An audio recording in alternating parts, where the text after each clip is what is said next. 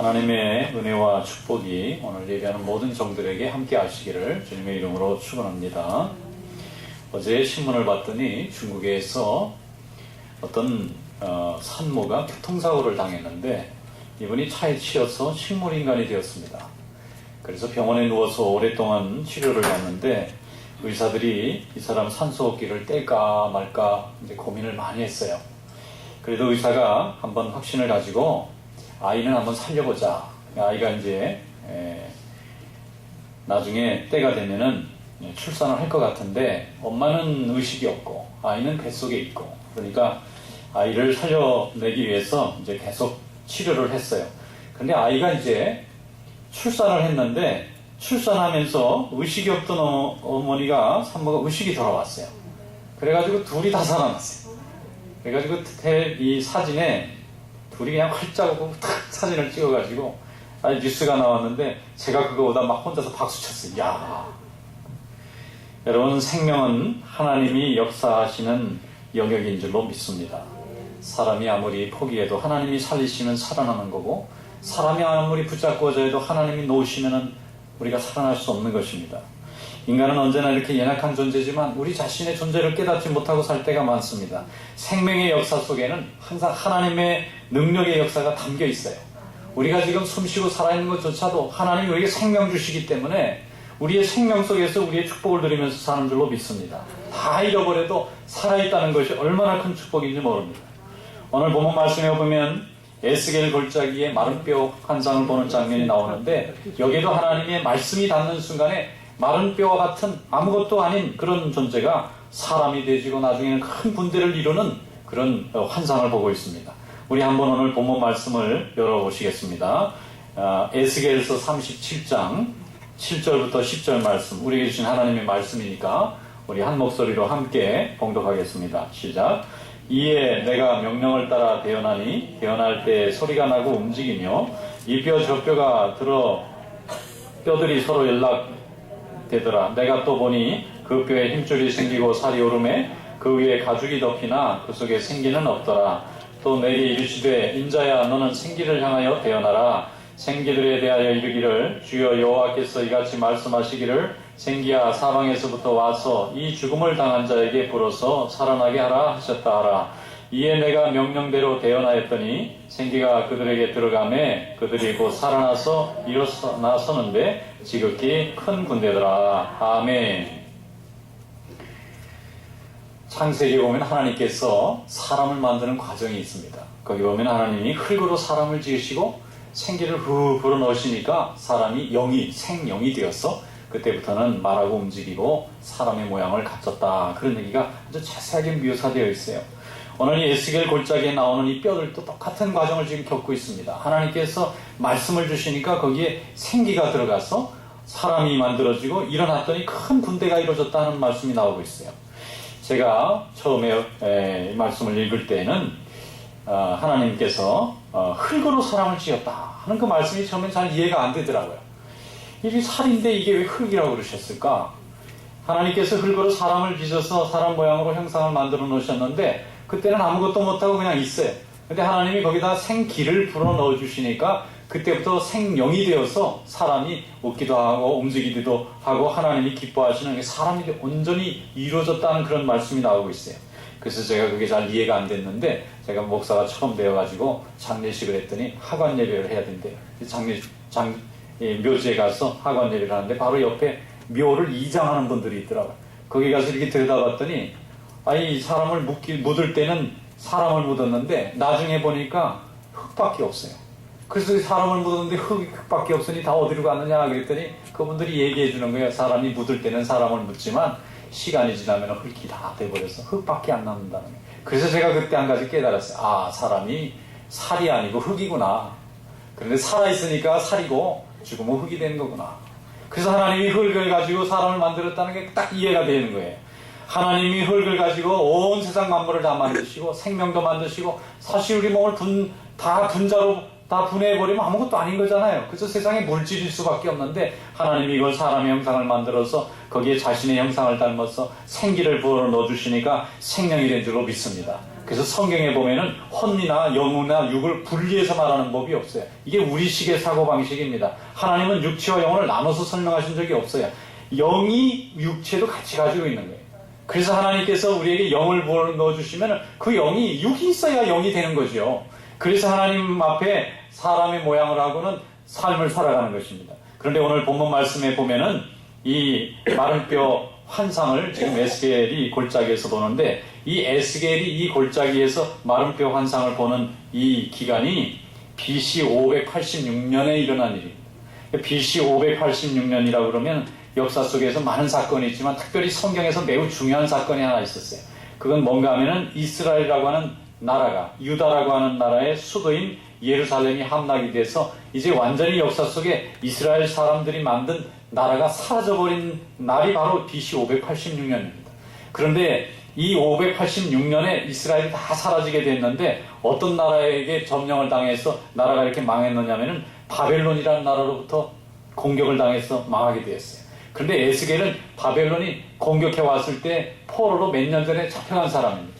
그러니까 나라가 망하려니까 한 번에 망하는 법이 없잖아요. 수십 년에 걸쳐서 이것도 뺏기고 저것도 뺏기고 이렇게 함락당하고 저렇게 함락당하다가 나중에 이제 더 이상 버티지를 못하니까 나라가 완전히 점령당해서 다 죽게 되는데, BC 586년에 그동안 기울어졌던 이스라엘이라는 나라가 완전히 망하게 되었고, 그때에 그 성을 지키고 있었던 마지막 백성들이 바벨론의 공격을 받아서 다 죽임당하고, 살아있는 사람은 쇠사슬에 묶여서 끌려가고 거기 있는 모든 재물과 모든 재산을 전부 다 약탈당하고 거기 불이 다 타서 완전히 황무지와 같은 그런 땅이 되어버리고 말았어요. 그런데 에스겔은 몇 년 전에 먼저 잡혀간 사람이에요. 먼저 잡혀가서 혹시나 내 조국 이스라엘이 혹시 소생할 길이 있을까 싶어서 날마다 고통하면서 소식을 들어요. 근데 소식을 들을 때마다 자꾸 나쁜 소식만 들립니다. 또 망했다는 얘기, 또 잡혀왔다는 얘기, 또 패배했다는 얘기. 그래서 먼저 포로로 잡혀왔으니까 나중에 잡혀온 사람들한테 알려주는 역할을 하는 거예요. 여기서는 이렇게 생활해야 됩니다. 군대 먼저 온 사람이 나중에 온 사람 보고 여기는 이렇게 생활해야 됩니다. 그리고 가르쳐주는 그런 역할을 하는 사람이었어요. 그러면서도 에스겔은 혹시나 하나님이 이 백성을 불쌍히 여겨주셔서 나라를 다시 회복시켜 주시지는 않을까 하는 기대를 가지고 기다리고 또 소식을 듣는데, 찾아오는 사람마다 다 나쁜 소식만 전하더니 이제 결국 마지막에는 이 남은 수도까지 다 불타버리고 사람들이 이제 다 몽땅 포로로 잡혀서 나라가 완전히 사라졌습니다 하는 얘기를 듣고 나서 이 환상을 본 것입니다. 절망했어요. 이제 이 나라는 아무 소망이 없고 다시는 회복할 길이 없습니다. 눈물 흘리고 답답해하고 절망하고 또 고통하는 중에 잠이 들었는데 하나님께서 에스겔 선지자를 깨우시는 거예요. 일어나 보니까 이게 꿈도 아니고 생시도 아니고 이걸 환상이라 그래요. 환상인데 데리고 하나님께서 큰 골짜기를 가는데 너무 엄청나게 큰 골짜기를 갔더니 으시시한 골짜기에 해골이 그냥 꽉 차 있어요. 수만 명이 거기에 죽었던 모양입니다. 왜 죽었는지는 모르지만 그냥 해골도 있고 뼈들도 있는데 뼈가 너무 오래돼가지고 툭 치면 부스러질 것 같아요. 그런 마른 뼈들이 아주 산같이 수북히 쌓여 있어요. 여기 얼마나 많은 사람들이 죽음을 당했을까 생각하니까 막 무섭습니다. 하나님이 에스겔에게 네가 뭐가 보이느냐 물어보세요. 네, 마른 뼈가 보입니다. 그러면 이 뼈들이 살아나겠느냐 묻습니다. 아유, 살아날 수 없죠. 그제 죽은 것도 아니고 벌써 오래전에 죽었는데 이거 살아날 가능성이 전혀 없습니다. 그러면 네가 하나님의 말씀인 내 말씀을 가지고 이 뼈들한테 좀 말씀을 좀 전해봐라. 그랬더니 에스겔이 답답한 거예요. 아니, 살아있는 사람한테 설교를 하는 거지 죽은 뼈들한테 무슨 설교를 해요. 차라리 강아지들을 앉혀놓고 설교를 하면 혹시 뭐 알아듣는 개가 있을지 모르지만 이게 다 죽어버리고 수십 년이 지난 뼈밖에 안 남은 해골 같은 이 뼈들에게 무슨 설교를 해요. 그래도 하나님의 말씀이 설교를 하라 그러니까 이제 선지자니까 합니다. 말씀을 전합니다. 이게 무슨 내 말 알아듣겠나. 그리고 설교를 했더니 뼈가 움직여요. 자, 움직이면서 턱턱턱 조립이 되더니 사람 모양을 갖추더니 살이 살살 불어납니다. 그래서 설교하면서 자기도 보는 거예요. 좀 환상 속에 있는 거예요. 실제는 아닙니다. 꿈인지 생신인지 모르는데 그런 환상이 계속 눈에 펼쳐지는 거예요. 나중에는 사람 모양을 갖추더니 이제 피부도 정상적인 색깔이 되고 사람이 다 됐어요. 근데 이 사람들이 얼마나 많은지 막 끝도 없이 많은 사람들이 가득 모여 있습니다. 나중에는 군대가 되는 거예요. 그래서 하나님께서 내가 이것을 보느냐, 무엇이 보느냐, 군대가 보입니다. 너희 나라가 이제 완전히 망했다마는 이제는 하나님께서 심판의 시간이 끝나고 이제부터 너희 나라를 이렇게 회복시켜서 언젠가는 내 나라를 다시 회복시켜 주시리라. 할렐루야. 에스겔이 그때부터 너무 감사해서 백성들을 찾아다니면서 여러분 우리 죄값 다 치렀습니다. 이제는 심판의 시간이 끝났습니다. 이제 하나님이 우리를 회복시켜 주시는 시간이 찾아왔어요. 용기를 가지세요. 지금은 노예가 되고 종살이하지만 하나님이 때가 되면 우리를 다 회복시켜 주시고 다시 내 나라로 돌려주시고 군대도 다시 만들고 나라도 다시 만들고 성전도 다시 만들고 우리 백성들이 회복하는 날이 있습니다 하고 희망의 메시지를 전하는 선자가 된 줄로 믿습니다. 여러분 군대는 어디다 필요하죠? 나라에 필요합니다. 혹시 내 사업을 지키는 사람을 좀 세우려면요 군대까지는 필요 없고요 그냥 무슨 경비원 좀 있으면 됩니다. 근데 군대라고 하는 것은 국가를 지키는 역할을 하는 거예요. 그 자체가 이미 나라를 회복한다는 사인입니다. 국군의 사명이 뭐냐? 제가 군대 가니까 국군의 사명부터 가르쳐 주더라고요. 국군의 사명이 뭐지? 총 쏘는 건가? 이렇게 생각했더니 국군의 사명은 국민의 생명과 재산을 지키는 일이에요. 무력으로 적이 쳐들어오면 백성을 지켜야 될 사명이 군인에게 있어요. 그런데 에스겔이 본 그 환상은요 군대였습니다. 그냥 몇 사람이 모인 사람들의 모임이 아니라 나라를 지키는 일을 감당하는 일로 세움받는 군대가 세워졌어요. 이것은 나라를 회복시켜 주신다고 하는 강력한 상징이었습니다. 그래서 에스겔은 그때부터 노예 생활에서 고통당하는 사람들에게 70년만 기다리면 하나님이 내 나라를 다시 회복시켜 주시고 지금은 종살이하고 지금은 이 식민지 생활하지만 언젠가는 반드시 우리나라를 회복시켜 주시니 여러분 절망하지 마시고 하나님께 끝까지 믿음을 잃지 말고 용기를 잃지 말고 인내하십시오. 그럼 하나님의 때 이름에 하나님이 세상을 움직여서 우리를 고향으로 돌아가게 하시고 나라도 회복시켜 주실 것입니다. 하나님께서 희망의 메시지를 주신 줄로 믿습니다. 제가 아는 분이 사업을 하셨는데 사업을 열심히 하다가 계약이 굉장히 커졌어요. 그러니까 야 이거 사업이 잘 되는구나 생각해서 막 여기저기서 막 자금을 막 끌어들여가지고 크게 확장했는데 그때부터 이제 일이 틀어지기 시작하더니 점점 사업이 안 되는 거예요. 그래서 사업이 막 기울어지는데 정신없이 기울어집니다. 나중에는 이것도 내다 팔고 저것도 내다 팔아도 갚을 길이 없어요. 나중에는 집 마지막 남은 것까지 다 빼앗겼는데도 갈 데가 없어요. 그래서 교회 교인들이 불쌍하다고 이 사람들이 살 곳이 없으니까 자기 집 단칸방에 와서 지내라고 5 식구들이 애들 다 컸는데 거기서 눈물 흘리면서 사는 거예요. 그러니까 교인들이 불쌍하니까 먹을 것도 갖다 주고 쌀도 갖다 주고 그런데 회복할 길이 없는 거예요. 이걸로 끝난 게 아닙니다. 나중에는 또 빚을 갚아야 되니까 이 도망다니고 저리 도망다니고 교회 중에서도 빌린 사람이 있으니까 교회도 못 나와요. 교회 못 나오니까 참 가슴 아프더라고요. 교회도 못 나와요. 그 사람 만날까 봐. 이리저리 도망을 다니다 나중에는 이제 옥살이까지 하게 됐어요. 이제 가장으로서 완전 무장해제된 거잖아요. 자기가 지키고 싶어도 자기 가정을 못 지키는 거죠. 면회를 갔어요. 그랬더니 그냥 얼굴이 반쪽이 돼가지고 앉아있는데 마음이 너무 아프더라고요. 그래서 제가 위로하면서 어떻게 몸 상하신 데는 없으세요? 그랬더니 그분이 뭐라고 대답을 하느냐면 목사님 이제는 좀 편합니다. 그러시더라고요. 이상하잖아요. 거기가 왜 편해요? 그게 왜 편한지 모르겠더라고. 그때는 왜 편한지 몰랐는데 나중에 이해가 됐어요. 그동안은요 또 오늘은 무엇을 잃어버렸을까, 또 이번엔 뭐가 또 망가질까, 이거를 몇 년간 하다 보니까 날마다 아침만 깨면 또 무엇이 무너질까, 또 무엇이 망가질까, 이분이 쉬질 못한 거예요. 근데 이제 완전히 이제 다 뺏기고 더 뺏길 게 없는 상태까지 되니까 이제는 편하다는 거예요. 이거보다 더 내려가진 않으니까 편하대요. 그래서 제가 나중에 그걸 이해를 했어요. 여러분 우리가 왜 두려운 줄 아세요? 지금 가지고 있는 것을 잃어버릴까 봐, 지금 지키고 있는 것도 못 지킬까 봐, 이나마 있는 것도 내가 지킬 수 없는 그런 상황이 되지 않을까 하는 염려 때문에 더 걱정되고 더 괴롭고 더 불안한 거예요. 그래서 이것을 말이죠, 완전히 바닥을 치고 나면 도리어 편안해진다는 거예요. 다 잃어버리고 나면 더 잃어버릴 게 없으면 이제 편안해집니다. 그때부터 이제 올라가는 일만 있어요. 좋은 소식만 옵니다. 그때는 하나씩 회복되는 기쁨이에요. 옛날에 비하면 이게 뭐 상상할 수도 없는 차이지만 다 잃어버린 데서부터 시작하면 지금부터는 이제 회복이 되는 거예요. 에스겔이 바로 그것을 경험한 것입니다.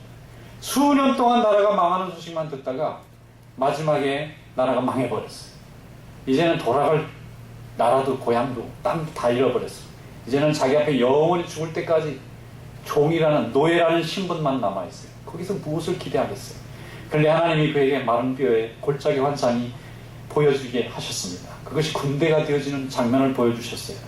여러분 그때부터 에스겔은 소망을 품게 되었습니다. 하나님께서 주시는 소망이 오늘은 여러분의 소망이 될 수 있기를 축원합니다. 어떤 교인이 수술을 앞두고 저한테 기도해달라 그러시더라고요. 근데 어떤 수술이니까 뭐 큰 수술이 아니래요. 작은 수술이래요. 그런데 괜찮으시냐고 그랬더니 이 며칠 전까지는 괜찮았는데 바로 이틀이 되니까 마음이 불안해지기 시작. 이거 괜히 마취했다 안 깨어나면 어떡하나. 이것도 수술했다가 안 돼. 잘못되면 어떡하지.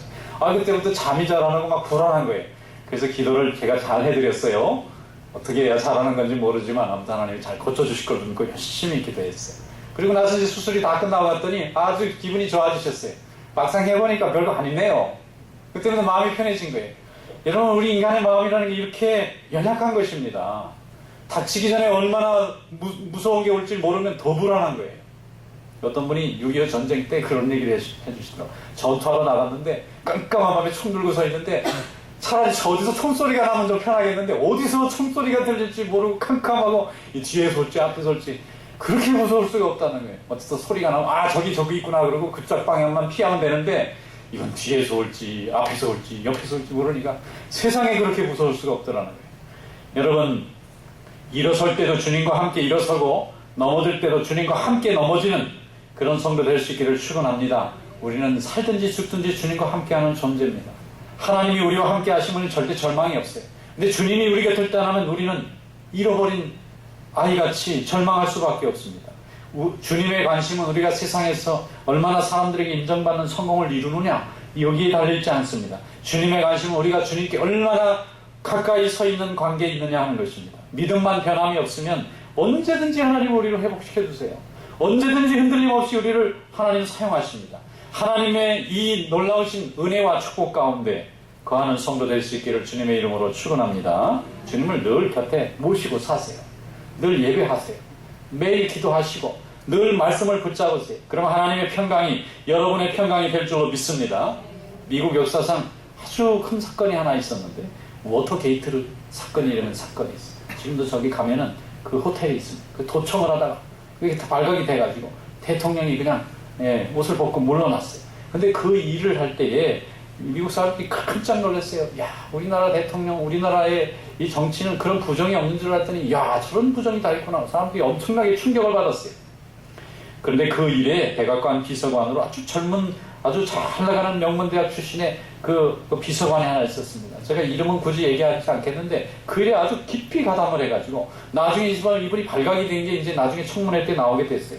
그래서 명문대학 나왔죠. 대통령 비서실 비서관까지 갔죠. 아주 굉장한 그 출세를 했던 젊은인데 그만 일이 잘못돼서 그냥 파면이 되고 이 사람 목살이도 하고 이제 나중에 나오니까 이 사람은 세상에서 낙인을 찍어놨어요. 이 나쁜 사람이야. 부정한 사람. 머리 좋았는데 못된 데 머리를 썼다. 모르는 사람이었어요. 이 사람이 갈 곳이 없어요. 세상에서 자기를 받아주는 것도 없고 인생에 큰 낙인을 찍혀서 어디든지 이 사람이 펼쳐나갈 수 있는 길이 없어요. 그래서 이분이 그때의 복음을 듣습니다. 예수를 믿고 하나님을 의지하는 법을 배웠어요. 어릴 때부터 교회 들랑달랑 커서도 사람들 따라서 교회 들랑달랑 했지만 예수 그리스도가 누군지 정말로 이해를 못했어요. 근데 이분이 큰 인생의 경험 속에서 죄가 무엇인가에 대한 정확한 이해를 했어요. 죄라는 것은 하나님을 버리고 등지는 거예요. 근데 하나님을 버리고 등지고 세상의 화려함과 세상의 권력을 쫓아간 그 결과가 무엇이냐면 아주 철저하게 죄값을 치르는 거예요. 요행수가 없어요. 세상의 즐거움이라는 것은 내가 진 만큼 그게 부정했으면 반드시 대가를 치르게 돼 있어요. 그래서 하나님의 은혜를 그가 사모하고 하나님의 구원의 은혜를 사모하는 법을 배웠어요. 세상에 대한 기대를 포기하니까 그 다음에는 하나님을 의지하기가 쉬웠다는 거예요. 그래서 믿음 생활을 열심히 해서 지금은 복음 전도자로 아주 유명한 분이 되었습니다. 그가 복음을 전할 때에 세상에 헛된 꿈을 쫓아다니는 사람들이 다 그분의 말을 듣고 은혜 받고 돌아와요. 왜냐하면 그들이 추구한 끝이라는 것은 하나님이 없는 것입니다. 그들이 잡았다고 생각하는 그 꿈은 언젠가는 무너지는 꿈이에요. 그러나 예수 그리스도를 믿고 하나님의 은혜 가운데 사는 사람들은 하나님께서 주시는 참된 평강과 기쁨과 축복의 삶을 산다는 것을 깨닫게 된 줄로 믿습니다. 여러분, 이런 하나님을 붙잡는 성도 되시기를 축원합니다. 시편 39편 6절 7절에 말씀하기를 진실로 각 사람은 그림자같이 다니고 헛된 일로 소란하며 재물을 쌓으나 누가 거둘 줄지 알지 못하나이다. 주여, 이제 내가 무엇을 바라리요? 나의 소망은 주께 있나이다. 그랬습니다. 우리가 열심히 소란스럽게 인생을 다니는데 결국은 우리가 쌓은 재물을 누가 가져갈지 나도 몰라요. 그리고 결국 이렇게 인생을 소란하게 살았지만 결국 그림자와 같아요. 그러므로 하나님의 종은 오직 소망을 주님께 두는 성도인 줄로 믿습니다. 창세기에 보면 아브라함이 가나안 땅에 이민 가서 살면서 자기 누이를, 자기 아내를 2번이나 누이라고 속였어요. 한 번은 애굽에 가서 애굽 왕이 보니까 아브라함의 이 아내인 사라가 굉장히 이뻤던 모양입니다. 그걸 뺏으려고 그랬어요. 고대 시대에는 힘 있는 자가 그냥 뺏어가면 그만입니다. 그리고 반항하면 죽이는 거예요. 그러니까 자기가 죽고 싶지 않으니까 이게 내 아내가 아니고 누이입니다. 그래서 블레셋 왕의 품에 보냈어요.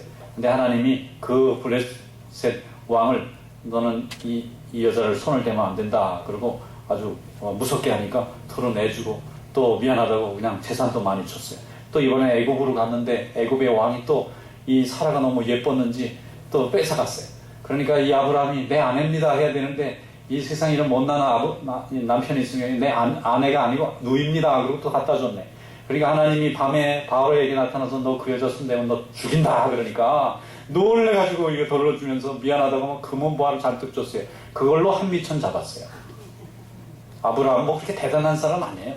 그 2번의 위자료.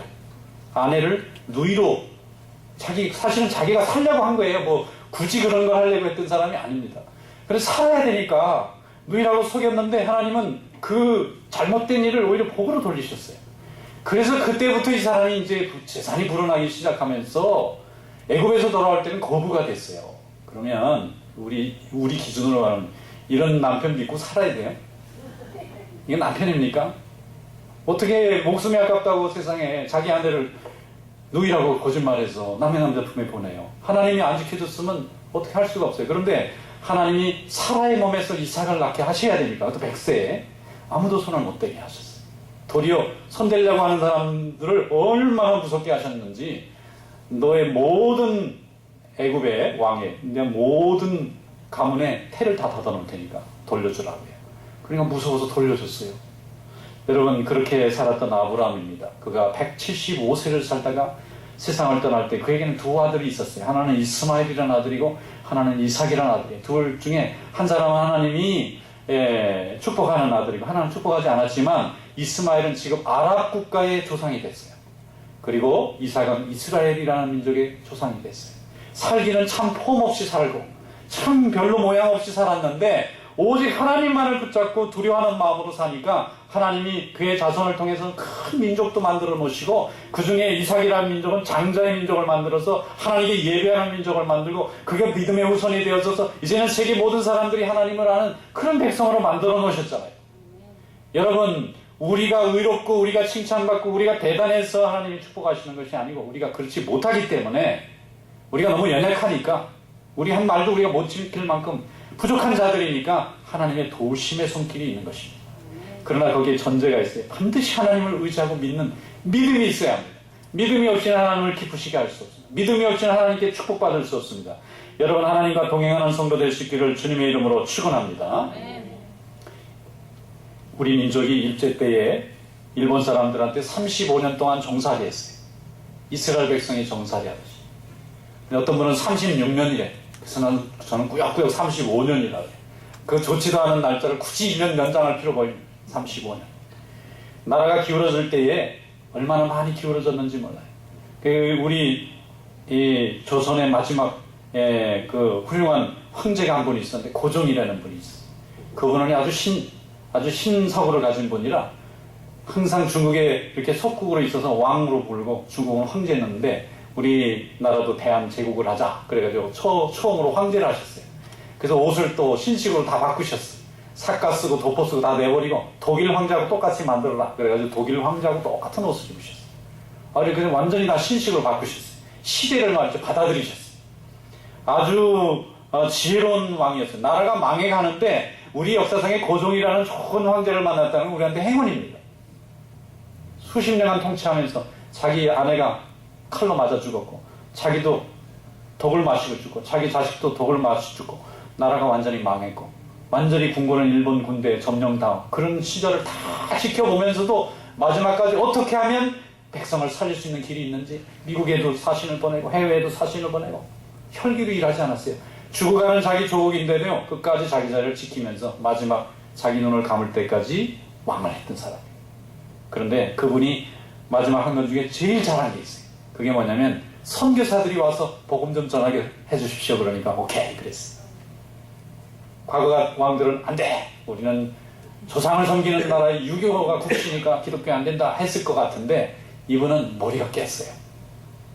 이미 유교고 제사고 뭐 불교고 더 이상 백성들의 마음을 붙잡을 수 있는 그런 힘이 없다는 걸 빨리 판단했어요. 그래서 미국에서 오고 스코틀랜드에서 오고 캐나다에서 온 선교사들이 이 조선의 하나님의 복음을 좀 전하게 해 주십시오. 그러니까 오케이 하고 허락해 줬어요. 그래서 그때부터 선교사들이 열심히 들어가지고 교회 세우고 병원 세우고 학교 세우고, 그것이 뿌리가 돼서 우리나라가 다시 회복하는 게 얼마나 큰 힘이 되는지 모릅니다. 얼마 전에 TV를 보니까 그 고종 황제의 손녀죠. 마지막 대한제국의 공주님이 미국에 살더라고요. 나이가 한 80이 되셨어요. 근데 그분이 나라가 망하니까 이리저리 쫓겨다니다 이제 미국까지 와서 평범하게 살았는데, 이분이 나중에 미국에 와서 도서관에서 보니까 자기 할아버지가 얼마나 자기 나라를 어려움 중에서 건져내려고 했는지 그것을 깨닫게 됐어요. 그래서 어떻게 하면 내가 조국에 대해서 이렇게 좀 충성해 볼 수 있을까? 그때 샌프란시스코에 조선 황제가 보내가지고 그때 미국하고 처음 국교를 맺을 때 공사관 건물 하나 산 게 있더라고요. 그런데 나라가 합병되니까 1910년에 일본이 그걸 다 뺏어가서 팔아버렸어요. 일반에게. 근데 그것을 다시 사고 싶어서 모금운동을 하고 팔게 해달라고 했더니 사람들이 잘 협조를 안 해주다가 나중에 결국은 그 집을 샀던 부부가 너무 감동을 해서 도로 내놨어요. 그래가지고 한국 정부가 사가지고 좋다고 축하 파티를 하고 온갖 그 공무원들이 와서 박수를 치는데, 그 공주님이 나이가 많이 든 할머니 공주님이 막 우시더라고요. 여러분, 하나님께서 함께 하시고 믿음을 붙잡는 민족은요, 망한 것 같으나 흥합니다. 하나님이 함께 하시는 백성은요, 망한 것 같은데 흥해요. 언젠가는 하나님이 다 회복시켜 주십니다. 마른 뼈가 가득 차 있는 죽음의 골짜기 같은 인생도 하나님의 말씀이 부딪히고 하나님의 능력이 함께하면 하나님이 다 살아나게 해주십니다. 요엘서 2장 23, 24절에 이렇게 말씀했어요. 시온의 자녀들아, 너희는 너희 하나님 여호와를 말미암아 기뻐하며 즐거워할지어다. 그가 너희를 위하여 비를 내리시되 이른 비를 너희에게 적당하게 주시리니 이른 비와 늦은 비가 예전과 같을 것이요 마당에는 밀이 가득하고 독에는 새 포도주와 기름이 넘치리로다. 여러분, 현실을 바라보면 우리는 믿음 없는 사람이에요. 그러나 현실 속에 하나님께서 함께 하실 걸 바라보면 믿음이 보입니다. 그래서 하나님이 함께 하시면 우리의 인생도 회복시켜 주시고 우리의 자녀도 회복시켜 주시고 우리 나라도 회복시켜 주시고 하나님의 역사가 풍성하게 나타나는 그런 축복이 나타날 줄로 믿습니다. 어떤 집사님이 어릴 때 잘 살았다고 해요. 굉장히 부자였대요. 그래서 그 동네에서 제일 좋은 집에서 살았어요. 그런데 뭐 재물이 오래 가나요? 이제 망하기 시작해서 다 망했는데 나중에는 자기 집을 이제 빼앗기고 가야 되는데 얼마나 어릴 때 그게 상처가 됐는지, 자기가 어리서부터 뛰놀던 그 예쁜 방 다 놓고 나와야 되고 가져두고 다 놓고 나와야 되고 그 다음에 그 뜰에 있던 그 연못도 다 놓고 나와야 되고 밤에 잠만 자면 그 빼앗긴 자기의 집이 계속 어른어른 거리는 거예요. 이분이 나이가 들었는데 그 상처가 안 지워지는 거예요. 근데 이분이 나중에 예수를 믿었습니다. 또 믿음 좋은 남편을 만나서 결혼했어요. 자녀들도 잘 낳고 나중에 다 공부도 잘하고 가정이 이루어졌는데 세월이 많이 지난 다음에 우연히 예전에 자기 부모님과 함께 살았던 그 동네를 지나가게 됐는데 그 집이 보고 싶어서 가봤더니 세상에 옛날에 그렇게 화려했던 집인데 지금 보니까 너무너무 초라한 거예요. 너무 작아. 아니, 저 집을 내가 그렇게 그리워했었나. 지금 더 좋은 집에서 사는 거예요. 지금 더 의리의리한 데서 더 편안하고 더 아이들도 행복하고 자기도 남편도 다 믿음 생활 잘하면서 행복한데, 야, 진작 와서 좀 잊어버릴 걸. 괜히 저거를 하나님이 버리신 거였는데 자기 생각이 못 버리고 있는 거야. 뺏겼다는 거 사실만 생각하지. 그리고 나서 그거 본 다음에 딱 잊어버리고, 하나님 내게 얼마나 이렇게 복을 많이 주셨나. 감사하게 된 줄로 믿습니다. 여러분, 예수 믿는 가정은 실패가 없어요. 예수 믿는 인생은 실패가 없습니다. 하나님이 악을 손으로 바꾸시는 능력이 있어요. 죽음을 생명으로 바꾸는 힘이 있습니다. 하나님의 말씀이 부딪히면 마른 뼈와 같은 것도 생명이 소생하고 생명이 살아나고 군대까지 이루어지는 그런 축복이 나타날 줄로 믿습니다. 이런 하나님이 바로 우리가 의지하는 하나님이신 줄로 믿습니다. 그런 하나님을 믿고 의지하는 성도 되시기를 축원합니다. 요한복음 16장 21절에서 22절에 보면 주님이 이렇게 말씀하셨습니다. 여자가 해산하게 되면 그때가 이르렀으므로 근심하나 아이를 낳으면 세상에 사람 난 기쁨으로 말미암아 그 고통을 다시 기억하지 아니하느니라. 지금은 너희가 근심하나 내가 다시 너희를 보리니 너희 마음이 기쁠 것이요 너희 기쁨을 빼앗을 자가 없느니라 그랬습니다. 하나님이 함께 하시면 우리의 근심이 다 사라지고 하나님께서 우리에게 주신 기쁨을 빼앗을 자가 없는 참 평강의 기쁨, 우리 영혼의 기쁨을 주실 줄로 믿습니다. 마른 뼈와 같은 골짜기도 하나님 말씀이 부딪히면서 살아나는데 하나님이 우리와 함께 하시면 얼마나 많은 축복이 우리에게 열리시겠습니까? 주님의 말씀을 붙잡는 성도 될 수 있기를 축원합니다. 찬송가 93장에 보면은 예수는 나의 힘이요 내 생명 되시니 구주 예수 떠나가면 죄중에 빠지리 눈물이 앞을 가리고 내 마음에 근심 쌓일 때 위로하고 힘주시리 주 예수라는 귀한 고백을 하고 있습니다. 우리 한번 불러볼까요? 93장 1절만